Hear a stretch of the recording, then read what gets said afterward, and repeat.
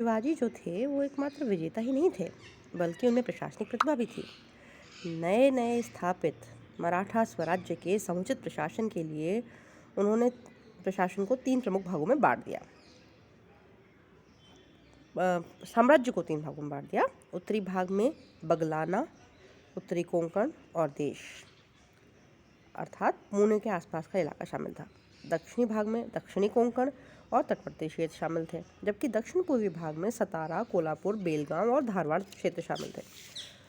उत्तरी भाग को शिवाजी ने अपने प्रत्यक्ष नियंत्रण में रखा, जबकि अन्य भागों में उन्होंने अपने प्रतिनिधि नियुक्त कर दिए। शिवाजी का राज्य एक केंद्रीय राज्य था, जिसमें राजा की शक्ति असीमित थी।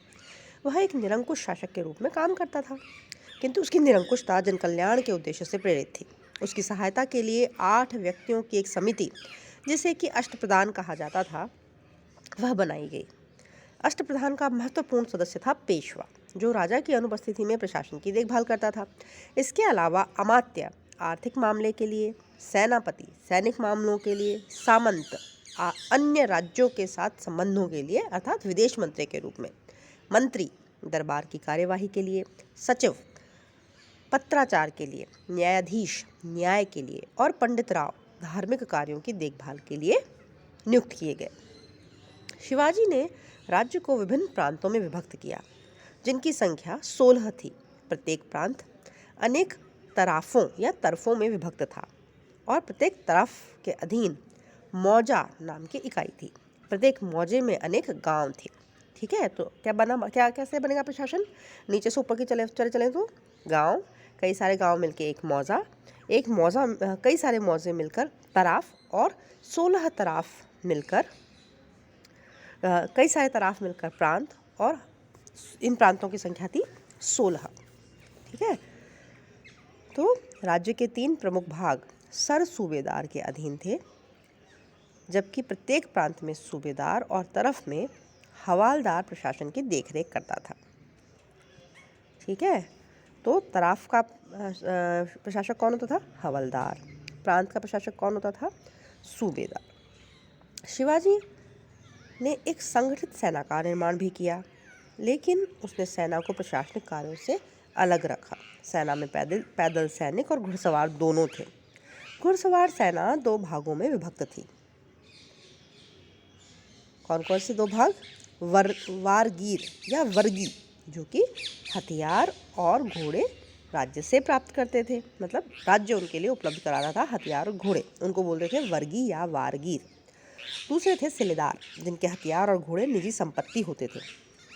इन्हें अधिक वेतन मिलता था, क्योंकि उनका हथियारों की देखभाल का, मेंटेनेंस का, घोड़ों की मेंटेनेंस का खर्चा भी उन्हें खुद उठाना पड़ता था, इसलिए उन्हें सिलेदारों को वारगीरों से ज़्यादा वेतन मिलता था। घुड़सवार सेना की न्यूनतम इकाई 25 सैनिकों पर आधारित थी।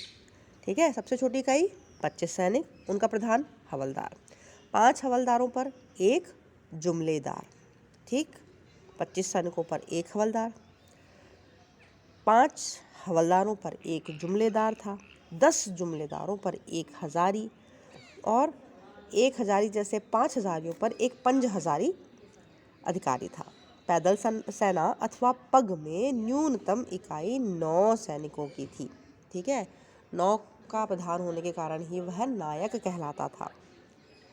घुड़सवारों में तो हो गए 25 की इकाई थी, पैदल सेना में इकाई थी 9 सैनिकों की, और 9 सैनिकों का प्रधान जो था वो नायक कहलाता था। 5 नायकों पर एक हवलदार, 2 या 3 हवलदारों पर एक जुमलेदार, 10 जुमलेदारों पर एक हजारी और 7 हजारियों पर प्रधान सेनापति अथवा सरे नौबत। प्रधान सेनापति को क्या बोलते थे? सरे नौबत का नियंत्रण होता था। ये हो गया सेना का विभाजन। दक्षिण की भौगोलिक परिस्थितियों को देखते हुए शिवाजी ने दुर्गों के निर्माण और उनकी सुरक्षा का उत्तम प्रबंध किया। हर दुर्ग की देखरेख के लिए 3 अधिकारी थे। इनके क्या नाम थे? हवलदार, सबनिस और जुमलादार। हवलदार, सबनिस और जुमलादार, इन तीनों पर सरे नौबत का नियंत्रण होता था। सरे नौबत मतलब प्रधान सेनापति। इसके अलावा शिवाजी ने नौसेना का भी निर्माण किया और 100 जहाज़ों पर आधारित 2 नौसैनिक बेड़े उसके द्वारा संगठित किए गए।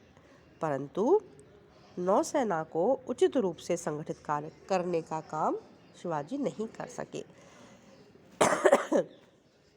अब हम बात करें शिवाजी के राज्य के आर्थिक प्रबंध की, तो शिवाजी ने भूराजस्व प्रणाली और कर प्रणाली में भी अभिरुचि दिखाई। उन्होंने लगान के निर्धारण के लिए भूमि की माप की पद्धति अपनाई और लगान की दर क्या रखी? उपज का 2/5 अथवा 40%, अर्थात जो कृषक है वो अपने उत्पादन का 40% भाग राज्य को देगा। इसके अलावा व्यापार और व्यवसाय पर भी राज्य द्वारा कर, चूंगी या शुल्क लिया जाता था, किंतु राज्य की आमदनी का जो मुख्य साधन था वह था चौथ और सरदेशमुखी। चौथ पड़ोसी राजाओं से वसूला जाता था और इसकी दर क्या थी? किस दर से वसूला जाएगा पड़ोसी राज्यों से? पड़ोसी राज्य की आय का 1/4 भाग, इसीलिए चौथ। ठीक है, राज्य की आय अगर 1000 रुपये है तो 250 रुपये चौथ के रूप में वसूले जाएंगे। जो इसके अलावा पड़ोसी राज्य अपनी आमदनी का 1/10वां भाग सरदेशमुखी के रूप में देते थे। जो राज्य चौथ और सरदेशमुखी नहीं देते थे, शिवाजी उन्हें लूटा करते थे। इसलिए स्मिथ ने शिवाजी के राज्य को रॉबर स्टेट, लुटेरे राज्य की संज्ञा दी है, जो कि अनुचित है। चौथ में प्राप्त धन मराठा राज्य के प्रशासन के लिए खर्च किया जाता था, जबकि सरदेशमुखी से प्राप्त धन छत्रपति या मराठा शासक के निजी उपयोग के लिए था। पेशवाओं के काल में चौथ वसूलने का अधिकार भी अधीनस्थ सरदारों को हस्तांतरित कर दिया गया। शिवाजी की राज्य व्यवस्था एक प्रकार से केंद्रीय राजशाही थी, जिसने स्थानीय वतनदारों की ताकत को सीमित कर रखा था। शिवाजी के उत्तराधिकारियों ने सरंजामदारी मतलब जागीरदारी प्रणाली को पुनर्जीवित किया। इस स्थिति के कारण लाभ तो हुए, लेकिन मराठा राजनैतिक प्रणाली को लंबी अवधि में इसके चलते हानि उठानी पड़ी और मराठा राज्य एक परिसंघ में परिवर्तित हो गया, क्योंकि सरंजामदारी के कारण सब लोग अपने अपने क्षेत्रों में मजबूत होते चले गए। M.G. रानाडे, राजवाड़े, सरदेसाई और कुछ अन्य इतिहासकार शिवाजी को एक राष्ट्र निर्माता मानते हैं। उनके अनुसार उन्होंने मराठों को एक राष्ट्र के रूप में संगठित किया और उन्हें राष्ट्रीय पहचान प्रदान की। इस विचार से P.V. रानाडे, सतीश चंद्र और R.P. त्रिपाठी ने असहमति व्यक्त की है। R.P. त्रिपाठी के अनुसार शिवाजी ने समस्त भारत को एकता के सूत्र में बांधने का प्रयास नहीं किया। उनका उद्देश्य एक ऐसे मराठा राज्य के निर्माण तक ही सीमित था जिसमें दक्षिण भारत का मुख्य अंश शामिल हो। इससे अधिक विस्तृत क्षेत्र में उनकी कोई अभिरुचि नहीं थी। P.V. रानाडे ने इस विचार की समालोचना की है कि शिवाजी ने इस्लाम के बढ़ते हुए प्रभाव से हिंदू धर्म की रक्षा का प्रयास किया। उनके अनुसार यह उद्देश्य महाराष्ट्र धर्म के संतों का भी नहीं था, जिन्होंने हिंदू धर्म में सुधार और उसके पुनरुद्धार के लिए उपाय किए थे।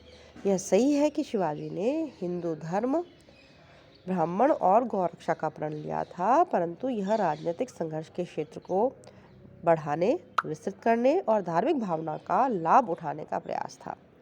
यह भी संदिग्ध है कि शिवाजी ने मराठों को राष्ट्रीय एकता प्रदान करने के लिए उपाय किए।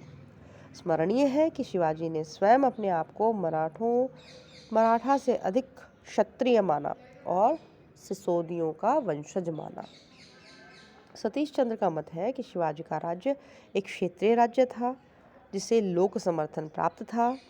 इस रूप में यह मध्यकालीन राजतंत्रीय व्यवस्था से कुछ विशिष्ट अवश्य था, परंतु इसे राष्ट्रीय राज्य का नाम देना अनुचित होगा। इसी के साथ हम शिवाजी के अधीन मराठा प्रशासन के अपने इस वीडियो को समाप्त करते हैं। धन्यवाद।